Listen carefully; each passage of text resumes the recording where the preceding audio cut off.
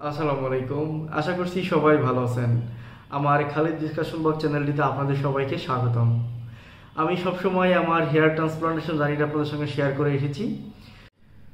আজকের ভিডিওটা আমি আমার হেয়ার ট্রান্সপ্লান্টেশনের বাইরে যে আপনাদেরকে দিচ্ছি, কারণ এই কাজটা আমরা সবাই করে থাকি, বাট এটার যে একটা ইফেক্ট আছে সেটা আমরা কেউই জানি না।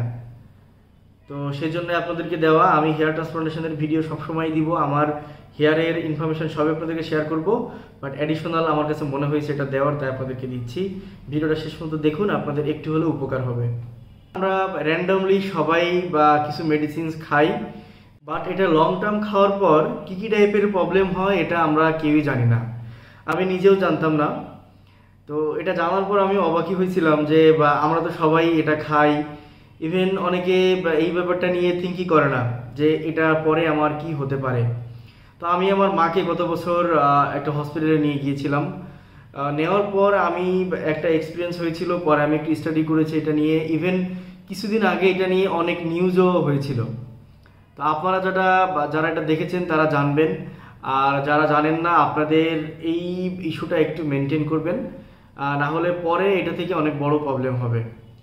তো সেটা হচ্ছে আমরা যেহেতু ভাজি পোড়া, তারপর অয়েলি ফুড অনেক বেশি খাই, তারপর হচ্ছে আমাদের ফুড হ্যাবিটটা আসলে একটু অন্যরকম। যারা ভেজিটেরিয়ান তাদের একরকম, আর আমরা যারা ননভেজ আমরা তো র্যান্ডমলি সব টাইপের ফুড খাই।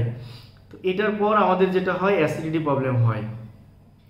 তো এই অ্যাসিডিটি প্রবলেম হওয়ার পরেই আমরা কোনো একটা ফার্মেসি থেকে অথবা যে কোনো জায়গা থেকে আমরা গ্যাসের ওষুধগুলো খাই। হ্যাঁ, এটাকে প্রোটন পাম্প ইনহিবিটর বলে, পিপিআই, আমরা এটা খাই। তো বেসিক্যালি আমরা বেশি যেটা খাই সেটা হচ্ছে আপনার ইসোমিপ্রাজল। এই ইসোমিপ্রাজল লং টাইম খেলে কি প্রবলেম হতে পারে এটা আপনারা জানলে চমকে যাবেন। আপনার পরিবারের কেউ না কেউ এটা রেগুলার খাচ্ছে, বাট এটা কি হতে পারে এটা নিয়ে কোনো আইডিয়াই নাই। তো আমার এই অভিজ্ঞতাটা হয়েছিল গত বছর। এরপর আমি অনেক দেখছি, স্টাডিও করেছি, সেটা নিয়ে আপনাদেরকে একটু বলি। আমি বেসিক্যালি ইসোমিপ্রাজল আমরা খাই যখন হচ্ছে আমাদের অ্যাসিডিটির অনেক বেশি প্রবলেম হয়। তারপর হচ্ছে বা গ্যাসের প্রবলেমে অনেকের হচ্ছে বমি টাইপেরও চলে আসে। ইভেন অনেকে হচ্ছে ডিপেন্ডেন্ট হয়ে গেছে, ইসোমিপ্রাজল না হলে ভাত খেতে পারে না, অথবা গ্যাসের ওষুধ না খেলে ক্ষুধাই লাগে না, খেতে পারে না। আমার পরিবারেও একজন আছে, আমার মা। তিনি হচ্ছে গ্যাসের ওষুধ না খেলে একদিন তার হচ্ছে ভাত খেতে পারে না। তবে আমি অভ্যাসটা থেকে তাকে অনেকটা বেরিয়ে এনেছি, আপনারাও চেষ্টা করতে পারেন। বেসিক্যালি ইসোমিপ্রাজলের সাকসেস রেট হলো 95% অ্যাবভ। 95% পেশেন্ট ইসোমিপ্রাজল খেলে তাদের হচ্ছে এই গ্যাস্ট্রিক প্রবলেমটা সলভ হয়। তবে ইসোমিপ্রাজল আমরা যেটা করি সেটা হচ্ছে প্রবলেম হয়েছে একটা খেলাম, অথবা ডিপেন্ডেন্ট হয়ে যায় দিনে 2টা খাই, ইভেন অনেকে আছে না জেনে 3টাও খায়। তবে ইসোমিপ্রাজল ম্যাক্সিমাম একদিনে 2টার বেশি খাওয়া উচিত না। আর খেতে হলে আপনি বেসিক্যালি দিনের বেলা সকালে একটা খাবেন, যদি একটা খেলেই ভালো হয় একটাই খাবেন সকালে, আর যদি খেতে চান রাত্রে আর একটা খেতে পারেন।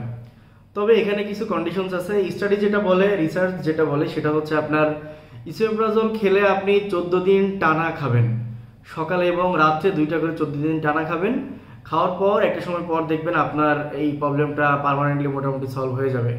সেক্ষেত্রে আপনি 14 দিন খাওয়ার পরেও যদি সলভ না হয় তাহলে আপনি আরও 14 দিন একটানা খান, 2টা করে খাওয়ার পর আমি আশা করি, আমি যে রিসার্চ দেখেছি, আপনার অ্যাসিডিটি প্রবলেম সলভ হয়ে যাবে আশা করা যায়। এখন আপনি বলতে পারেন, ভাই প্রতি মাসে কি তাহলে 28 দিন খাবো নাকি 14 দিন খাবো? টানা এটাও খাওয়া যাবে না।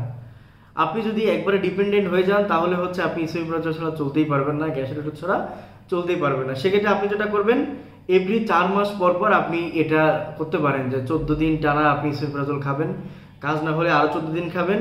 এটা 4 মাসে আপনি ম্যাক্সিমাম 2বার করতে পারবেন। এর বেশি খেলে আপনার কিছু প্রবলেম হবে।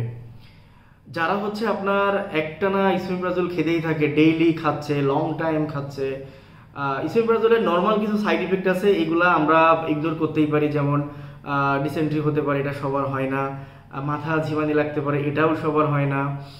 তারপর হচ্ছে আপনার আরও কিছু প্রবলেম হয়, যেমন হচ্ছে আপনার মনে হবে যে আমি অসুস্থ অসুস্থ ভাব, এই টাইপের প্রবলেম হতে পারে। তারপর আপনার স্কিনে র্যাশ আসতে পারে, এটাও রেয়ার। এগুলো আসলে রেয়ার। আপনি যদি কম টাইম খান ইসোমিপ্রাজল তাহলে এই টাইপের প্রবলেম খুব একটা হয় না।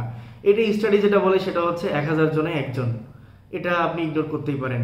বাট আপনি যদি লং টাইম ইসোমেপ্রাজল খান তার কিছু মেজর সাইড ইফেক্ট আছে, যেটা হচ্ছে আজকের আমার এই ভিডিওর মেইন কথা। সেটা হচ্ছে আপনি যদি লং টাইম ইসোমেপ্রাজল খেতেই থাকেন সেক্ষেত্রে হচ্ছে আপনার যেটা হবে, আপনার ব্লাডে যে ম্যাগনেসিয়ামের অ্যামাউন্ট আছে, ম্যাগনেসিয়ামের অ্যামাউন্ট ব্লাডে কমে যাবে। তো একটা সময় যদি ম্যাগনেসিয়ামের অ্যামাউন্ট ব্লাড থেকে কমতে থাকে তখন আপনার ব্লাডের প্রবলেম দেখা দিবে। তারপর আপনি যদি লং টাইম ইসোমেপ্রাজল খেতে থাকেন সেক্ষেত্রে আপনার বোন ফ্র্যাকচার হতে পারে, মানে বোনটা ন্যারো হয়ে যাবে, অনেক বেশি শুকায় যাবে। এটা নিয়ে আমি একটু পরে আপনাদেরকে বলতেছি কেন, এটা আমি প্র্যাকটিক্যালি জানি। এরপর যেটা হয় আপনার গাট ইনফেকশন, সেটা হচ্ছে পাকস্থলীতে আপনার প্রবলেম হতে পারে। আপনার বডিতে ভিটামিন B12 এর ডেফিসিয়েন্সি দেখা দিবে, এটা হচ্ছে আপনার মেজর প্রবলেম। বাট এখান থেকে আর একটা বড় প্রবলেম হবে যেটা আপনি ইমাজিনও করতে পারবেন না, যে ইসোমেপ্রাজল খেতে খেতে আপনি কি হতে পারে আপনার। এটা নিয়ে আমি জেনেছিলাম গত বছর, এরপর আমি স্টাডি করেছি একটু, অনেক নিউজ পেপারে এটা পাবলিশড হয়েছিল। তো সেটাই আমি আপনাকে বলি, আমার মাকে যখন আমি ডক্টরের কাছে নিয়ে গেছিলাম, আমি ডক্টরকে বলেছিলাম যে আমার মা হচ্ছে রেগুলার ইসোমেপ্রাজল না খেলে খেতে পারে না। তো উনি আমাকে খুব ধমক দিয়েছিল, উনি একটু বয়স্ক, উনি খুব ধমক দিয়ে বলেছিল আপনার মাকে তো আপনারাই শেষ করে দিচ্ছেন, আপনারা যে ইসোমেপ্রাজল খাওয়াচ্ছেন কিছুদিন পর ওনার ক্যান্সার হবে। আমি এটা শুনে রীতিমতো চমকে গেলাম, ওনাকে জিজ্ঞেস করলাম যে ইসোমেপ্রাজল খাওয়ার সঙ্গে ক্যান্সারের সম্পর্ক কি। উনি আমাকে যেটা বলেছিল যে ইসোমেপ্রাজল খাওয়ার পরে আপনাকে যেটা বললাম যে বোন ইনফেকশন হয়, বোন ফ্র্যাকচার হয়, বোন শুকিয়ে যায়, ডেফিনেটলি এটাই হয়, এটাই নিউজ পেপারে পাবলিশড হয়েছিল। ইসোমেপ্রাজল খেতে খেতে একটা টাইম পরে আপনার মেরুদণ্ডের যে হাড্ডিগুলো আছে এগুলা অনেক বেশি পাতলা হয়ে যায়। উনি এটা বলার পর ওই দিনেই হচ্ছে আমার মায়ের ব্যাক সাইডটা পুরোটা আমি এক্স রে করেছিলাম। উনি দেখে আমাকে একবারে সুন্দর করে দেখিয়ে দিয়েছিল আমার মায়ের বোনের কি অবস্থা। ইভেন এটা আমি আমার মাকেও বলি নাই যে তোমার এই অবস্থা এখন, কারণ আপনি অসুস্থ হলে যতটা নার্ভাস হবেন, আপনি যদি জানতে পারেন আপনার কি টাইপের প্রবলেম হয়েছে, আরও বেশি আপনি মেন্টালি সিক হয়ে যাবেন। উনি এখনও জানে না ওনার মেরুদণ্ডটা এত বেশি শুকিয়ে গেছে। ডক্টর বলেছিল যে বেশি যদি প্রেশার দেয় মেরুদণ্ডের উপরে অথবা জোরে ঝাঁকুনি খায় সেক্ষেত্রে মেরুদণ্ডটা ভেঙেও যেতে পারে। তো ওনাকে আমি জিজ্ঞেস করেছিলাম এটা রিজন কি, উনি আমাকে তখন বলেছিল যে আপনারা যে এরকম, উনি 4-5 বছর ধরে রেগুলার ইসোমেপ্রাজল খাচ্ছে, গ্যাসের ওষুধ খাচ্ছে, এইটারই একটা রিফ্লেকশন হচ্ছে এটা, বোন ফ্র্যাকচার হয়ে যেতে পারে ওনার যে কোনো মুহূর্তে, ওনার মেরুদণ্ডটা একবারে শুকিয়ে গেছে। এরপর আমাকে মায়ের জন্য কিছু ওষুধ দিয়েছিল, ইভান্টনিক অ্যাসিড দিয়েছিল, তারপর ক্যালসিয়াম, এখনও সে ক্যালসিয়াম খায়। ইভান্টনিক অ্যাসিড খেয়েছিল যার একটা দামই হলো আপনার 2500 টাকা, ছোট্ট একটা ট্যাবলেট 20 মিলিগ্রাম। তো এখন পর্যন্ত সে ভালো আছে আলহামদুলিল্লাহ। বাট আপনারা যারা জানেন না, আপনারা অন্তত ইসোমেপ্রাজল খাওয়ার ক্ষেত্রে একটু হলেও সচেতন হন।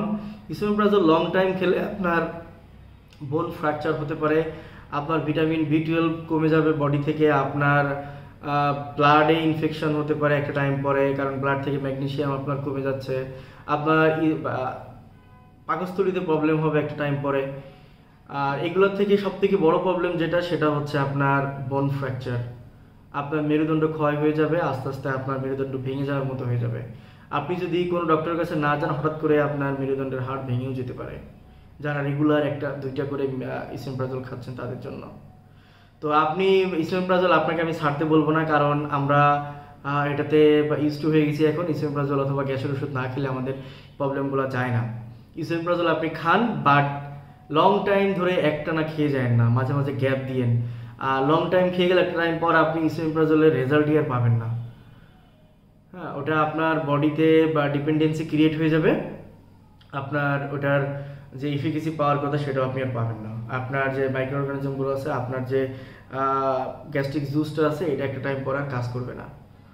যাই হোক, আপনি চাইলে বা ইসোমেপ্রাজল খান, সঙ্গে আরেকটা কাজ করতে পারেন, যেটা আমি কয়েকজনকে করতেও দেখেছি, ইভেন অনেক ডক্টর এটা বলে, সেটা হচ্ছে ঘুম থেকে উঠে খালি পেটে 2 গ্লাস পানি যদি আপনি খান, রেগুলার 15 দিন 20 দিন টানা একবার খেয়ে যান, দেখবেন আপনার গ্যাসের সমস্যা অনেক কমে গেছে। তো আশা করি এই ভিডিওটা আপনাদের উপকার হবে। আর হচ্ছে আমি হেয়ার ট্রান্সপ্লান্টেশন রিলেটেড ভিডিও অবশ্যই দিব, এটা জাস্ট আমার কাছে মনে হয়েছে আমি একটা ইনফরমেশন আপনাদেরকে দেই, এই জন্য আপনাদেরকে শেয়ার করা। যদি আপনার পরিবারে এই টাইপের কেউ থেকে থাকে তাদেরকে অবশ্যই সাবধান করবেন। ভালো থাকবেন সবাই, আমার জন্য দোয়া করবেন। আমার ভিডিওগুলো ভালো লেগে থাকলে অবশ্যই সাবস্ক্রিপশন করে রাখবেন। আল্লাহ হাফেজ, আসসালামু আলাইকুম।